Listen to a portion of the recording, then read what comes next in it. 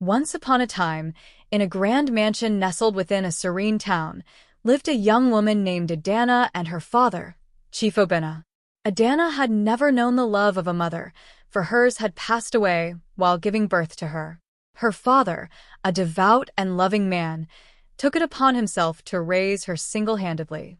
He spared no effort in providing her with the best of everything, from a good education to a life filled with warmth and affection. Their bond was strong, unbreakable, or so Adanna believed. As Adanna grew, she and her father became inseparable. She admired him greatly and could not bear to be apart from him. However, life had other plans. When Adanna turned 18, she was accepted into a prestigious university 2 hours away from home. The thought of leaving her father filled her with sorrow, but he encouraged her, reminding her of the importance of education.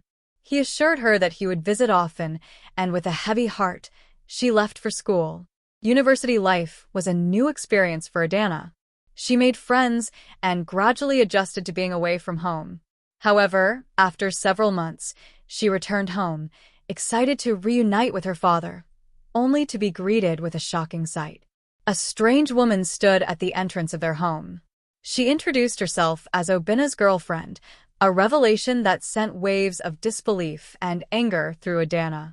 Her father, appearing delighted, welcomed her warmly and introduced the woman, Chiamaka. Adanna forced a smile, masking the storm brewing within her. She had always believed that she was the only woman in her father's life, the only one he could ever love. But now, that belief had been shattered. Though she feigned acceptance, Adanna resolved to get rid of Chiamaka. The next morning, Adanna joined Chiamaka in the kitchen, observing her as she prepared Obinna's favorite meal. Seizing the opportunity, Adanna subtly questioned Chiamaka about her relationship with her father, pretending to be curious and supportive. Chiamaka, oblivious to Adanna's true intentions, openly shared her feelings and admiration for Obinna. Adanna listened, her mind already formulating a plan. Later that day, Adanna discreetly slipped some of Obinna's personal belongings into Chiamaka's bag. When her father discovered the missing items, he was furious. Confronting Chiamaka, he accused her of theft. Shocked and confused, Chiamaka vehemently denied the allegations, but the evidence was undeniable. Adanna, pretending to be distressed, pleaded for leniency on Chiamaka's behalf. But Obinna, deeply hurt and angered, threw Chiamaka out of the house, vowing never to see her again. Adanna was ecstatic. She had successfully restored things to the way they were, just her and her father. Months passed, and Obinna seemed content, but loneliness crept into his heart once more.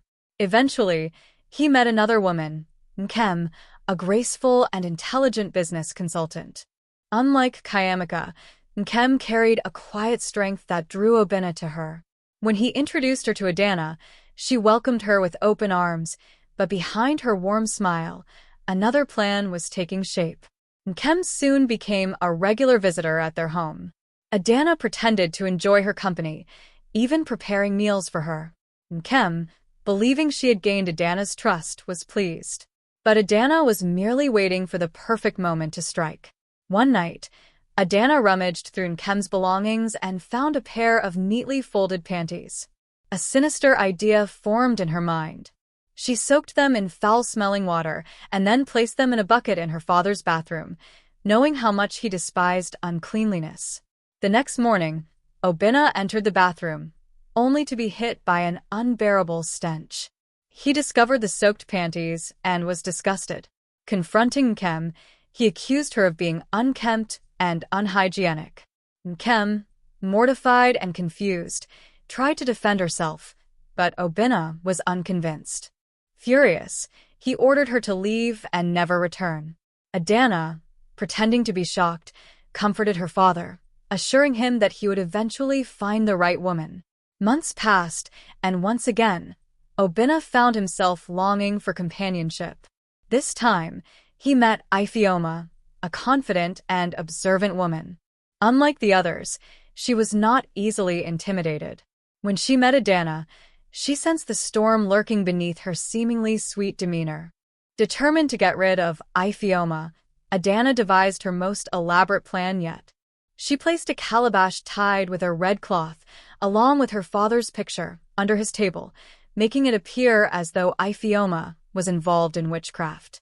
However, before her plan could unfold, fate turned against her. That same day, Obinna confronted Adanna, holding a photograph of her from a night out, dancing provocatively and drinking. He was furious, disappointed that she had strayed so far from the values he had instilled in her.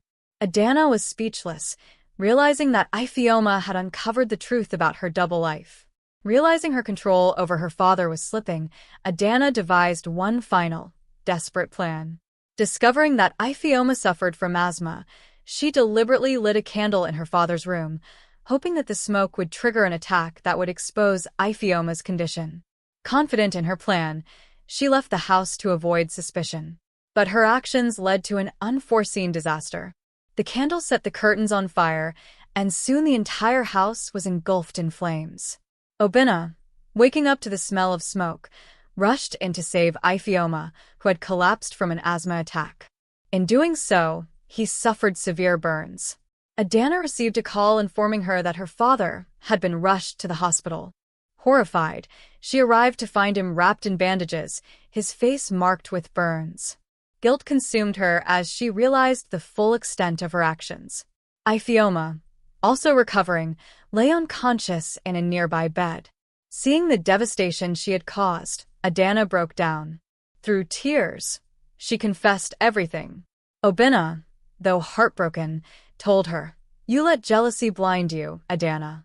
But I hope you learn from this." From that day forward, Adanna sought redemption. She apologized to those she wronged and attended therapy to change her ways.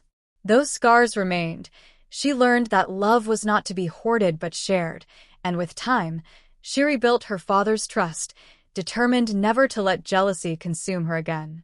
Eventually, Chief Obinna's burns healed, though he still bore a few scars.